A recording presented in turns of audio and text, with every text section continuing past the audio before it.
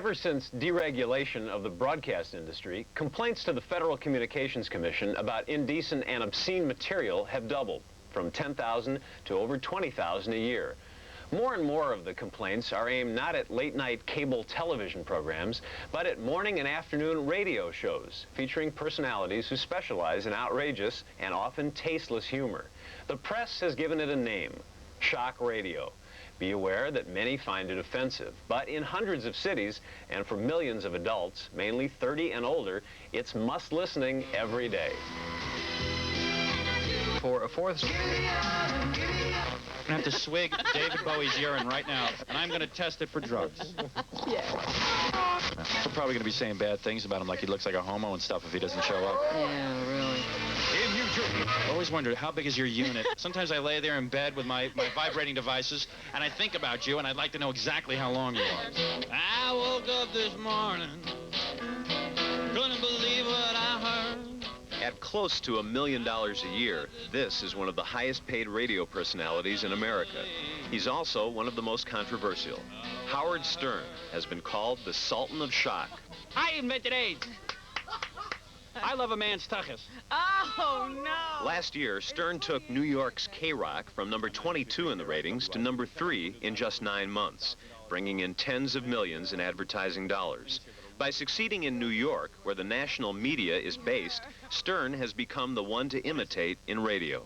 I realize it makes absolutely no sense for you listening at home that these girls are going to be in bikinis, but I can't wait to see this girl right here in the middle. Hey, come on, step up to the microphone. Come on up here. Whoa. What are you, a D cup? Double D. You're a double D? Uh-oh. Stern turned his success in New York into a syndicated radio show that was picked up by 70 stations. Once again, the ratings went up. But the show had to be canceled after 6 months when no national advertiser was willing to sponsor him. Matter of fact, remember what Martin Luther King said? Bikinis at last! Bikinis at last! Thank God Almighty! You don't describe anything that you do as, quote, shock value, do you? Well, you know, it's funny. What is shocking? I said to my mother, gee, you know, some people get really upset with the show. She goes, I know. I'm the same way. I said, well, what are you shocked by? She says, well, when you start screaming about Iran and you want to kill the Ayatollah, and you want to go over and kill him, that is really offensive to me. So I had to laugh because, I mean, after all, I mean, no one ever says that's offensive to me. Everyone says, gee, well, you talk about a woman's breast, that's offensive. Hey, I got your little foxy daughter here. My daughter? Ellen? We Let know me just Ellen. say, she's sitting here in a little tiny bikini.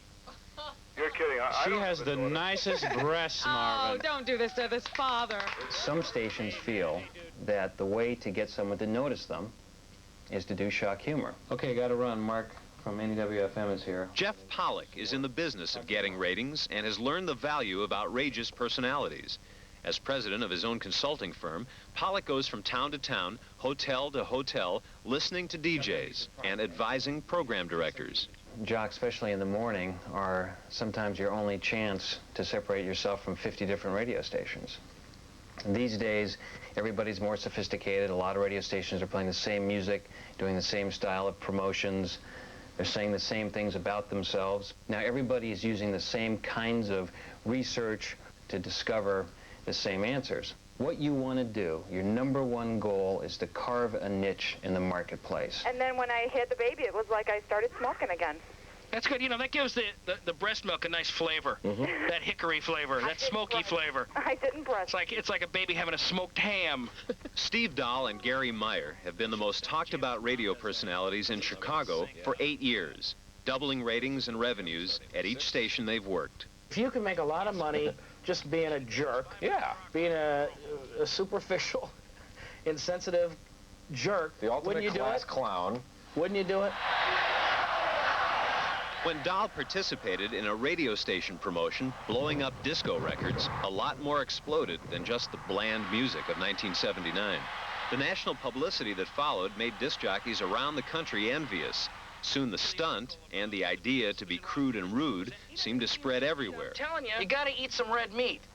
And of course I have some red meat for civil. But their fans claim what Dahl and Meyer do is not shock radio. It's real radio.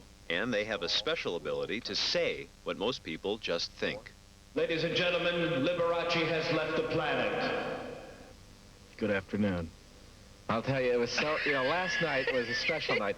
I was so happy to see, of course, Rock Hudson and James Dean was there, and... The Rock has something to eat for you?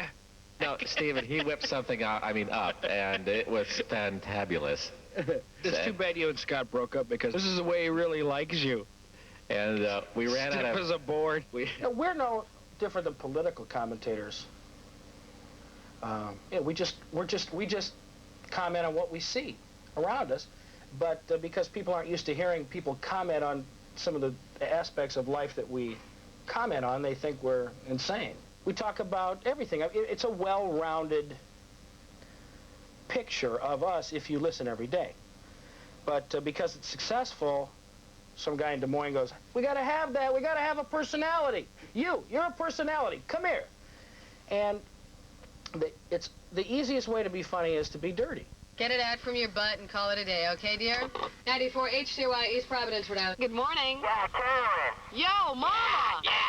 Because talking dirty is also a quick fix for sagging ratings, Providence, Rhode Island now has Carolyn Fox. Bring a couple of coffees, too, while you're at it, okay? How do you like the coffee? Black, just like my men. I have been called the DJ queen, the queen of the DJs, and DJ doesn't stand for disc jockey. What does it stand for? Joke. There was just a natural sassiness about her that all of us really liked, and we said, let's bring this out. And it's unusual because you're not used to hearing a woman talk like that on the radio. Do you take it up the old wazoo? That's what he's asking. Carolyn Fox wasn't always her name, and this wasn't always her act. 3 years ago, she was Carolyn Berman, spinning albums, doing Time and Temperature, just another jock. But then she studied tapes of Howard Stern and went to comedy class at the suggestion of her general manager and consultant. How big is it? How big is what? How big is what? Did doing shocking material work? Yeah, it worked. It did work. Yeah, it did work. Fox went from 4th in the ratings to #1 during morning drive time. But for her, that's still not enough. I'm so hungry. You're hungry. For what? I want to be a star. A staple of many of today's radio stars is to make fun of tragedies in the news. When 13-year-old Samantha Smith, after her peace mission to Russia, died in a plane crash, Fox made a joke she immediately regretted. That was a real turning point for me. I was trying to be outrageous as opposed to being outrageous. Why were you trying to be outrageous? I wanted those numbers, and I thought that this might be a neat way of getting them, or an effective way of getting them. Who else was telling you to go in that direction? My program director, my consultant. That's Jeff Pollock? Yeah. Is this kind of radio responsible? Is it responsible? I don't know who defines responsibility. I mean, that's my problem with that kind of question. I mean, who is the guru who has decided that this is responsible, this is irresponsible? I resent like hell when people try to come in and say that's irresponsible because I don't know where they're coming from. My husband started listening to you guys in the dinner table. Well, I don't think we should be listening to it at the dinner table. Well, see, that's what I think, too, because my kids are sitting there going, what did he say? How do you feel about your kids hearing some of the things you do on the air? Well, I wouldn't let my kids listen. They're too young. But I wouldn't want my kids to see the Ted Bundy story either on NBC, Where do you draw the line? What won't you talk about on the air? There is a line, obviously. I would have been off the air years ago if I didn't know the line about what you can and can't talk about on the air. I mean, this is a business. I'm not some kid sitting here playing a game. It's a business. The FCC sort of decided a few years ago they weren't going to get involved in content. So, really, the only thing you can't do anymore is be, like, really blatantly obscene. She's moaning. It's for alleged blatant indecency that the FCC is currently investigating 3 radio programs. The Howard Stern Show is one of them. And I want to say our black woman looks very fine today. Very nice of you. Let me tell you something. If I was back on that plantation, forget about it.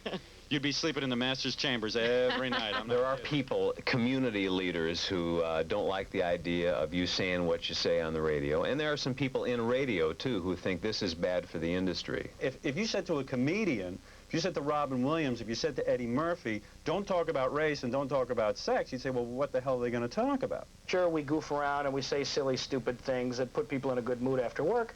But on the other hand, when something's important to us and we feel we should speak about it, we do.